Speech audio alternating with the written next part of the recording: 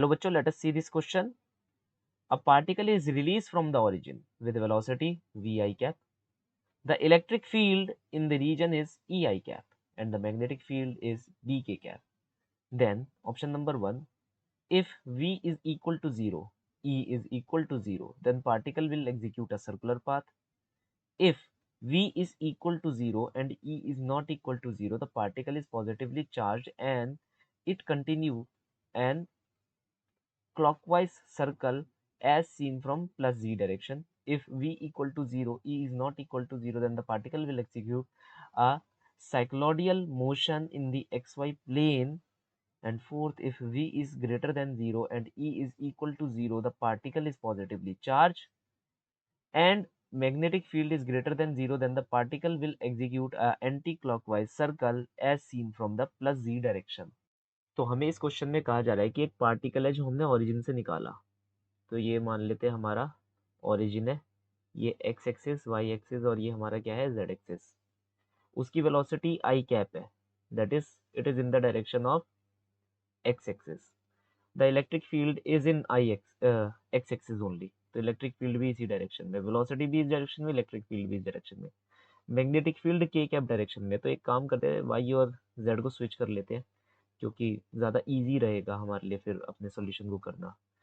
तो यहाँ पर जो हमारी क्या है, मैग्नेटिक फील्ड है, वो किस डायरेक्शन में, हमारी के डायरेक्शन में। तो हमने ये मान ली कि जो वर्टिकल वाला है वो हमारा क्या है, के कैप है। तो इसे के कैप लिख लेते हैं और इसे जे कैप लिख लेते हैं। अब हमसे क्या कहा जा रहा है, अगर वेलोसिटी जीरो है, इलेक्ट्रिक फील्ड जीरो है, तो particle will execute a circular path.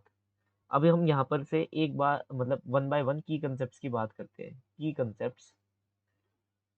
Concept कहता है कि एक चार्ज पार्टिकल मैग्नेटिक फील्ड के अंदर अगर किसी भी v वेलोसिटी से जाएगा तो वो क्या करेगा, सर्कुलर मोशन काटेगा।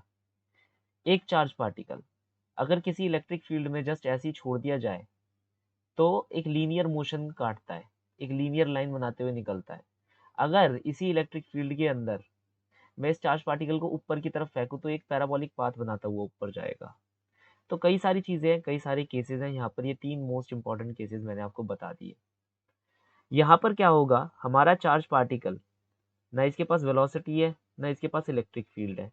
अगर वेलोसिटी नहीं होगी, यहाँ पर हम एक और की कंसेप्ट की बात करेंगे, force on the charge particle due to the magnetic field is q v cross B.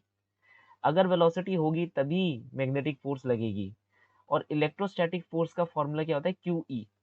ठीक है, तो इसके अंदर तो हमारे को बेसिकली जरूरत ही नहीं पड़ रही वेलोसिटी की। जब वेलोसिटी की जरूरत नहीं है तो वेलोसिटी की जरूरत किसे है, किस फोर्स को है, इसको है। इसके अंदर किसकी जरूरत है, इलेक्ट्रिक फील्ड की। तो यहाँ पर दोनों फोर्सेस को एक्ट करने के लिए अपनी अपनी चीजों की जरूरत है, इसको वेलोसिटी की और इसको इलेक्ट्रिक फील्ड की। दोनों ही चीजें जीरो दे रखी है तो कोई फोर्स इसके ऊपर एक्ट नहीं कर रही होगी। अगर कोई फोर्स एक्ट नहीं कर रही तो वो कोई भी ट्रेजेक्टरी नहीं काटने वाला। तो हमें ये पता चला कि पहला ऑप्शन गलत ऑप्शन है। देन दूसरा ऑप्शन, अगर वेलोसिटी जीरो है लेकिन इलेक्ट्रिक फील्ड जीरो नहीं है तो particle is positively charge and then it execute clockwise circle as seen from the positive z direction. मतलब अगर आप यहाँ टॉप से देखेंगे तो वो एक सर्कल मोशन काटेगा। मान लेते हैं, चलो ठीक है, हमारा जो पार्टिकल है वो पॉजिटिवली चार्ज है, उसकी वेलोसिटी जीरो है। तो under the influence of electric field वो ऐसे चलना स्टार्ट कर देगा क्योंकि उसके ऊपर फोर्स लगेगी क्यू ई। इस फोर्स की वजह से एक्सेलरेशन डेवलप होगा, है ना। Acceleration will be q E by m. तो ये इस डायरेक्शन में किसी सर्टेन वेलोसिटी से रन करेगा जो इंक्रीज करती रहेगी, क्योंकि फॉर ऑब्वियस रीजंस यहाँ पर एक्सेलरेशन लग रहा है, तो it is the case of speeding up और द एक्सेलरेटेड मोशन। तो यहाँ पर वो सर्कुलर मोशन तो काट नहीं रहा, एक स्ट्रेट लाइन काट रहा है। तो सेकंड ऑप्शन भी क्या है, इनकरेक्ट ऑप्शन है। Third option, if velocity is equal to zero, electric field is not equal to zero, then the particle will execute a cycloidal motion in the X Y plane. अब हमसे बात करी जा रही है साइक्लोडियल मोशन की। सबसे पहले यहाँ पर मैं आपको ये बहुत ही ध्यान से बताऊंगा क्योंकि ये बहुत ही इंपॉर्टेंट कंसेप्ट है। इसके अंदर क्या हो रहा है, वेलोसिटी जीरो है, इलेक्ट्रिक फील्ड जीरो नहीं है, क्या पार्टिकल साइक्लोडियल मोशन काटेगा एक्स वाई प्लेन के अंदर, ये हमें देखना है। अब हम निकालेंगे फोर्सेस। सबसे पहली बात है, तुम भी ये सोच रहे होंगे कि सर वेलोसिटी तो जीरो है, तो अगर वेलोसिटी जीरो है तो सर फिर तो मैग्नेटिक फील्ड जीरो हो जाएगी, मतलब मैग्नेटिक फील्ड के द्वारा जो लगाई गई फोर्स है वो जीरो हो जानी चाहिए। तो फिर तो एक लीनियर मोशन होना चाहिए क्योंकि सिर्फ इलेक्ट्रिक फील्ड है। मैं कहूँगा नहीं, ऐसा नहीं है। देखो, इलेक्ट्रिक फील्ड ये होने की वजह से एक्सेलरेशन लग रहा है। इस एक्सेलरेशन की वजह से body over the time t एक वेलोसिटी एक्वायर कर ही लेगी। v equal to u plus a t हम सबको पता है। अगर इनिशियल वेलोसिटी जीरो है तो after the time t due to the presence of the acceleration उसके पास कोई वेलोसिटी आ जाएगी। जैसे ही उसके पास वेलोसिटी आ गई, उसके ऊपर मैग्नेटिक फोर्स लगनी शुरू हो जाएगी। वेलोसिटी किस डायरेक्शन में आई है हमारी, आई कैप में। मैग्नेटिक फील्ड किस डायरेक्शन में लग रही है हमारी, के कैप में। दैट इज जो फोर्स लग रही है वो माइनस जे कैप डायरेक्शन में हमारी फोर्स लग रही है, मतलब पीछे की साइड हमारी फोर्स लग रही है, पीछे की साइड एक्स वाई प्लेन में। तो यहाँ अगर मैं एक्स वाई प्लेन बनाता हूँ और वो भी स्पेसिफिकली एक्स और नेगेटिव वाई प्लेन बनाता हूँ, तो हमारी जो फोर्स है वो नेगेटिव वाई की तरफ लग रही है। और जो हम, ये कौन सी, मैग्नेटिक। और जो हमारी इलेक्ट्रिक फोर्स है, एक सेकेंड, इलेक्ट्रिक फोर्स इस डायरेक्शन में लग रही है, this is the electric force.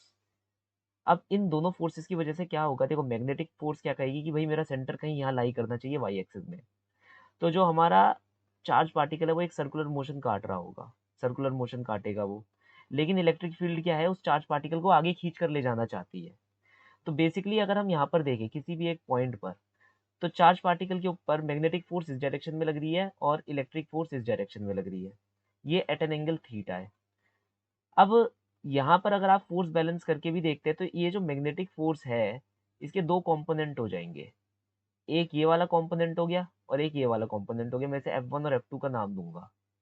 होगा क्या कि F2 और E एक हद तक बैलेंस हो जाएंगे। तो उससे क्या होगा, जो आपका चार्ज पार्टिकल आएगा जब तक वो यहाँ आ जाएगा, मान लो यहाँ पर बैलेंस हो गया मामला, ठीक है, यहाँ रुक रुक जाएगा। लेकिन क्या है, F1 के होने की वजह से वो आगे बढ़ता रहेगा।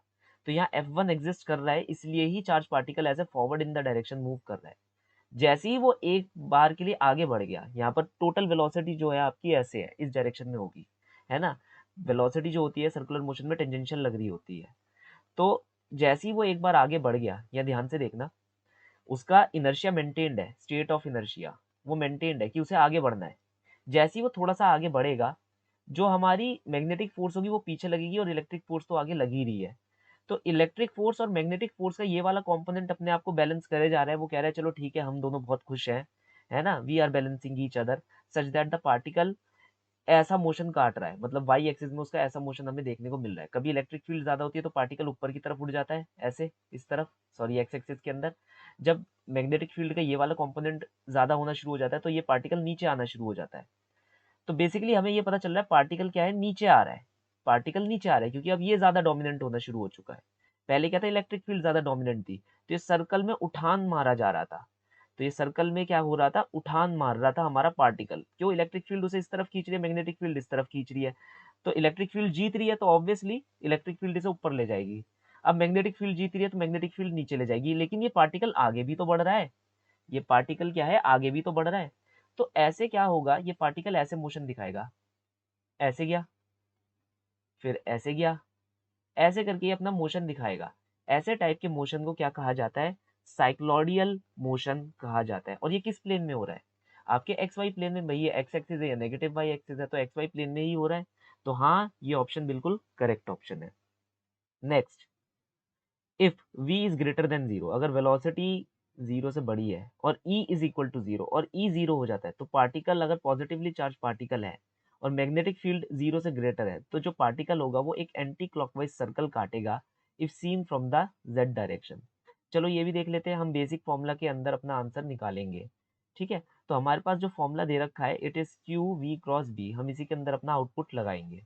तो वेलोसिटी आई कैप डायरेक्शन में है और magnetic field greater than zero है और जे कैप डायरेक्शन में। तो आंसर क्या आ रहा है, सॉरी माइ के कैप डायरेक्शन में है मैग्नेटिक फील्ड। तो आंसर क्या आ रहा है, आई क्रॉस के माइनस जे। आई क्रॉस के माइनस जे, इसका मतलब है फोर्स कहाँ लग रही है, पीछे की साइड लग रही है। यहाँ पर मैं ये सारी एक्स्ट्रा चीजें यहाँ से हटा देता हूँ।